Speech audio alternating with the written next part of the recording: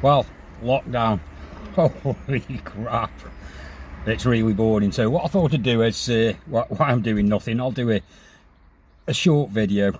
I'll do a series of them actually, on what I actually carry in my bag when I go to target certain species, certain times of the year. So first up will be the old trout bag. I know everybody's missing it, but we've got to stay safe, as you can see, even though I'm doing the video in my own car. Just stay safe all the time, guys. I've always got my snood with me, so I'm as safe as I can be, to be honest with you, and I'm in my own driveway. So hopefully everything is okay and everybody's staying safe, hopefully. So yeah, my trout bag. What I like to do when I go trouting is go as light as possible. I don't carry a lot with me. As you'll see by the bag, I'll just pop this one up for you. It's a little a Sakura. This is my Sakura little hip bag. It's got 1, 2, 3 compartments, plus it's got a side compartment on the belt. Now all I ever carry in this, to be honest with you, is one box, and that's my trout box, and I'll go through them in a minute. But the bag's super lightweight, it's nothing around your waist, and you're not being hindered. It's a different story if I'm using my waders, then I'll use a slightly bigger bag that goes across my chest, so it keeps it high up in the water, but I'll do a video on that later on. So yeah, that's the bag, Sakura, and they really are, they're good for the money, and you can get surprisingly a lot more stuff than you think in there. So that's my first one, the bag, and that always comes with me, which is a Elex Stream mat. It's superb. It just rolls up. I've got a measurement in there. I've also got my scales in there if I need them, and it just clips right to the side of the bag, just on a carabiner, and jobs are good. And that never goes, oh well, I don't go fishing without it now, because fish care is fish care, it's utmost. So yeah, that clips on the side of the bag. Now first things I take with me are these, which is correct, something for get the hook out. Yeah, always got them with me. And also I've got these, which are from Spro, which are absolutely superb for trout, because you just flick them open like that. Now on there you've got braid cutters, you've got a little circlip holder, so if you've got a change on your cranks or on your spinners, you can get into the circlip and easily undo them.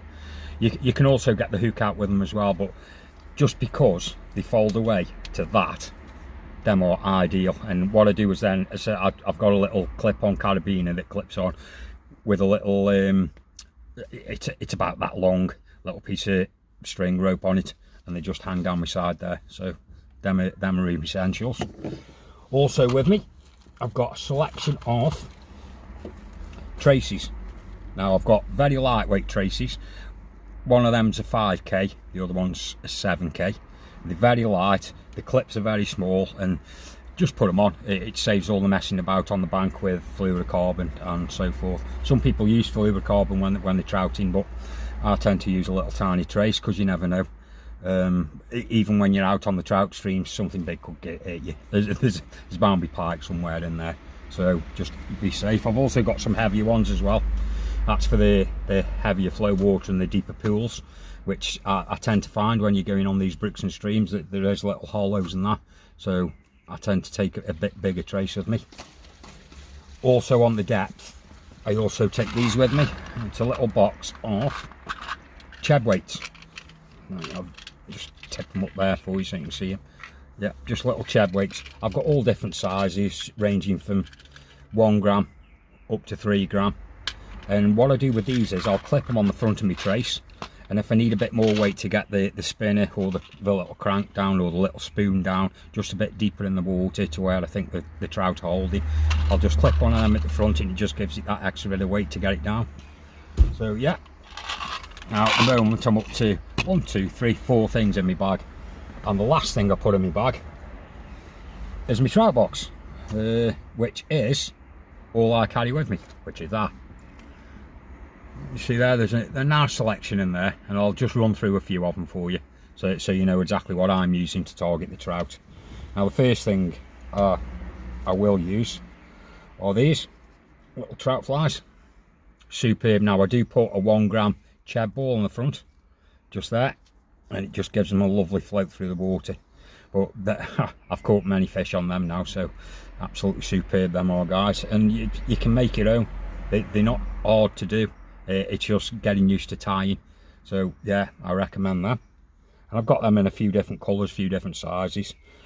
And the next thing I'll carry with me are these little things. Now these are Spro Incies, little tiny spoons they are, and you can get them in all different colours. And these are 1.5 gram. I've got them in 2 gram as well.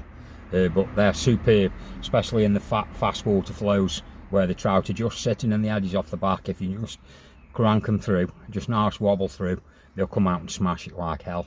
But they absolutely love them. I do, to be honest with you. But yeah, put that one back in nice and safe. And I'll just show you the bigger spoons I tend to use. Obviously, if there's bigger fish in there, I'll go up to 2 gram. But it depends. If they're only small wild brownies, I'll stick with the single hooks on the little incies. But yeah, spoons, man, love spoons. So do the trout. So I'll back that back in there. Now I also carry with me some cranks. Now these are the Spro Troutmaster jointed. These are absolutely superb. I mean, I always take the front treble off completely. I think it gets in the way, and I've had it a few times where the trebles have interlocked as well, because it's not quite right. You can change it for a small one, but for me it doesn't change the action. And once again, because of the front end, if you need a bit more weight to get them down, because these only go down to about 4 foot, something like that, on a slow retrieve. So they're ideal for these little brooks and streams. But I've also caught chub on them as well, so they are a cracking little lure. Just check them out if you haven't seen them before. And I've got a range of cranks in here, going from like the jointed ones, which I've got 3 colours in here, and then I've got also these smaller ones, which are them, absolutely superb. I've got a few little beans in here as well, and it's just anything to give you that flash, because you tend to see the trout. You'll see the trout a mile off and they'll come towards it, and it's absolutely superb fishing. I'll just put it in back in, and I also take with me some spin blades, which are these. I'll just grab the there. It's a bit hard with my gloves on at the moment, but yeah, them are spin blades, and these are superb. I think these are 4 gram. So you can just reel them in nice steady pace, get through that choppy faster water, and they're absolutely superb. And when they're chasing and hitting yard, these are a cracking little bait for them. But yeah, always keep a few of them. And last but not least, spinners. Now I tend to not go overly big with my spinners, i.e. these little bad boys. I think they're superb. Any colour you want, but I tend to find that red on the silver background and fluorescent green on the silver background are superb for trout.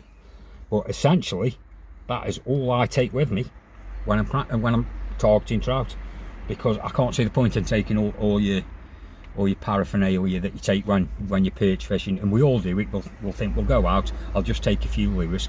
By the end of the day, when you've packed everything in, you must have 50 or 60 different types of lures in there. Mad. Unless I'm going on the TRDs, and then I'll stay safe. But for trout, seriously guys, that is all you need. So hope you've enjoyed that, and I'll get on to another video as soon as I sort my perch bag out. Stay safe, happy days.